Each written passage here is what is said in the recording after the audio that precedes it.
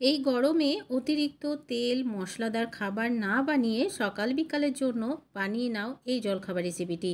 এতটাই নরম তুলতুলে আর দারুণ টেস্টি হয়, বাচ্চা থেকে বয়স্ক মানুষরা সবাই দেখবে খুব ভালোভাবে খেতে পারবে।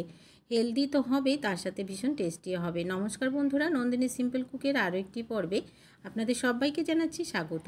তাহলে দেরি না করে চলুন রেসিপি দেখে নিই। আজকের এই রেসিপিটি তৈরি করার জন্য প্রথমে এদিকে আমি একটা বাটি মেপে নিয়ে নিচ্ছি 1.5 বাটি পরিমাণ চিরা। এখানে আপনারা যতগুলো তৈরি করবেন সেই হিসাবেই করে কিন্তু এখানে সমস্ত কিছু নিয়ে নিতে হবে।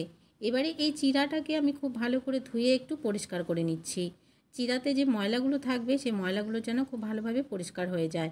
তো 2-3 বার পর্যন্ত আমি জল পাল্টে চিরাগুলোকে খুব ভালো করে ধুয়ে পরিষ্কার করে নিলাম। এবারে এখানে দিয়ে দিচ্ছি 1 বাটি পরিমাণ সুজি। এই সুজিটা দিয়ে এখানে কিন্তু কোনো রকম জল দেব না, খুব ভালো করে এই চিরার সাথে মিশিয়ে নিতে হবে। চিরাতে যতটুকু জল থাকবে সেই জলেই যেন খুব ভালোভাবে এই সুজিটাও মিশে যায়। তো বন্ধুরা, এখানে কোনো রকম আমি জল ব্যবহার করিনি, খুব ভালোভাবে চিরা আর সুজিটাকে মিশিয়ে নিলাম। এবারে ঢাকা দিয়ে রেখে দিচ্ছি 5 থেকে 10 মিনিটের জন্য। এবারে এদিকে নিয়ে নিলাম 2টো আলু, আর আলুগুলোকে আমি খোসা ছাড়িয়ে ধুয়ে পরিষ্কার করে নিয়েছি। এবারে একটা মিহি গ্রেটারের সাহায্যে আলুগুলোকে গ্রেট করে নেব। আলুগুলোকে কিন্তু অবশ্যই গ্রেট করে নিতে হবে ছোট ছোট করে,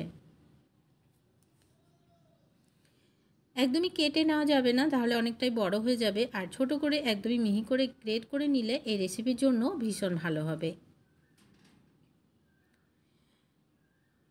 তো বন্ধুরা, সমস্ত আলুগুলোকে আমি গ্রেট করে নিয়ে নিলাম। এবারে এই আলুর জলটা পাল্টে আমি খুব ভালো করে একটু ধুয়ে নিচ্ছি। এবারে এদিকে একটা কড়াই বসিয়ে দিলাম, আর এই কড়াইতে দিয়ে দিচ্ছি 1 চামচ পরিমাণ সাদা তেল। তেলটা একটু গরম হয়ে গেলেই এই তেলে দিয়ে দেব 1/2 চামচ গোটা জিরা। জিরাটা একটু ভাজা হয়ে গেলে দিয়ে দিচ্ছি এখানে একটা পেঁয়াজ, বড় সাইজের পেঁয়াজকে আমি ছোট ছোট করে কেটে নিয়েছিলাম। এবারে পেঁয়াজটাকে জিরার সাথে একটু ভেজে নিচ্ছি। এই পর্যায়ে দিয়ে দিচ্ছি 2টো কাঁচা লঙ্কা কুচি। আমি এখানে 2টো কাঁচা লঙ্কা ব্যবহার করেছি, আপনারা আপনাদের প্রয়োজন মতো ঝালটা দিয়ে নেবেন। এবারে খুব ভালো করে পেঁয়াজ আর এই কাঁচা লঙ্কাটাকে একটু ভেজে নিতে হবে। পেঁয়াজ কাঁচা লঙ্কাটাকে একটু ভেজে নিয়ে নাড়াচাড়া দিয়ে ভেজে নিলাম। এবারে যে আলুটা আমরা আগে থেকে গ্রেট করে রেখেছিলাম সেই আলুটা এখানে দিয়ে দিচ্ছি। আর আলুতে যেন একদমই জল না থাকে সেদিকে খেয়াল রেখে আলুটাকে খুব ভালো করে জল ছড়িয়ে ছড়িয়ে দিয়ে দিতে হবে। আলুটা দিয়ে খুব ভালো করে নাড়াচাড়া দিয়ে আলুটাকে একটু ভেজে নিতে হবে যতক্ষণ না পর্যন্ত আলুটা একটু সেদ্ধ হয়ে যাচ্ছে। গ্রেট করে দিলে অবশ্যই খুব তাড়াতাড়ি সেদ্ধ হয়ে যাবে, আর রেসিপিটাও খেতে অনেক বেশি ভালো লাগবে। এবারে এখানে দিয়ে দিচ্ছি পরিমাণ মতো লবণ, আর 1/2 চামচ পরিমাণ দিয়ে দিচ্ছি হলুদের গুঁড়ো।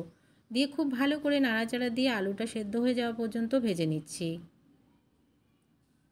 এই রেসিপিটি একবার হলো বানিয়ে দেখবেন বন্ধুরা, দারুণ টেস্ট হয়। পেট তো ভরবেই, তার সাথে মনটাও ভরে যাবে। এবারে দেখুন খুব ভালোভাবে আমি আলুটাকে ভেজে নিলাম।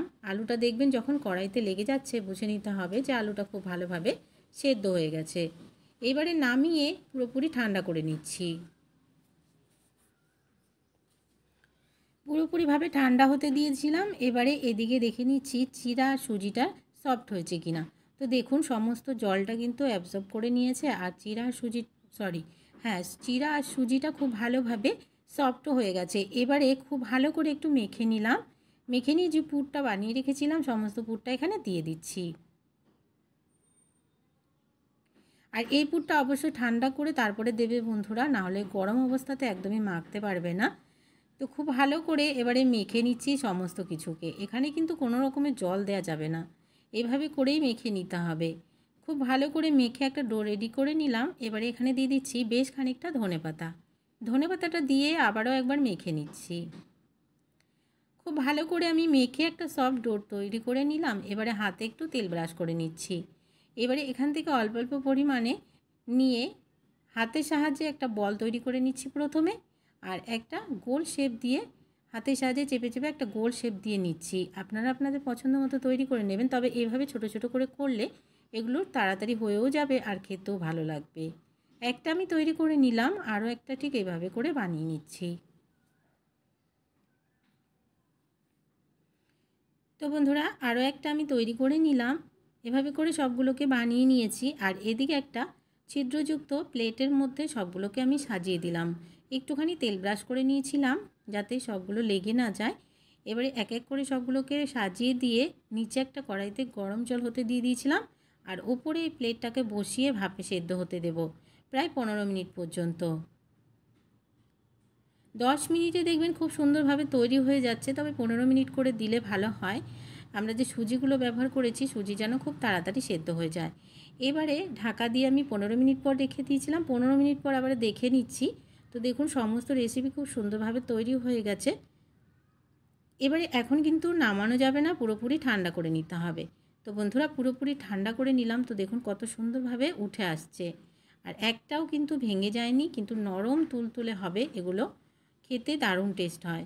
এবারে সবগুলোকে আমি তুলে নামিয়ে সার্ভ করে দিচ্ছি। তো দেখুন বন্ধুরা সবগুলো আমি নামিয়ে সার্ভ করে দিলাম। এই রেসিপিটি এমনিও খাওয়া যাবে, কোনো কিছুই এর সাথে প্রয়োজন হবে না। তাছাড়াও যদি বাচ্চাদের একটু দিতে হয় তবে সসের সাথে দেবেন, ওরা ভীষণ ভালোভাবে খেয়ে নেবে। আজকের রেসিপিটি ভালো লাগলে একটা লাইক করার অনুরোধ রইল, অনেক অনেক শেয়ার করে দেওয়ার অনুরোধ রইল। নতুন বন্ধু আমার চ্যানেলে নতুন এসে থাকলে আমার চ্যানেলটিকে সাবস্ক্রাইব করে পাশে থাকা বেল আইকনটাকে প্রেস করে অল বাটনে ক্লিক করতে ভুলবেন না, এ ধরনের রান্নার নোটিফিকেশানগুলো সবার আগে আপনাদের কাছে পৌঁছে যাওয়ার জন্য। আর আজকের রেসিপিটি কেমন লাগলো কমেন্টস বক্সে জানাতে কিন্তু ভুলবেন না। আজকের রেসিপিটি অবশ্যই করে একবার বানিয়ে দেখার অনুরোধ রইল, দেখবেন বারবার বানাতে ইচ্ছে করবে। আজকের মতন তাহলে আসি বন্ধুরা, সবাই ভালো থাকবেন, সুস্থ থাকবেন।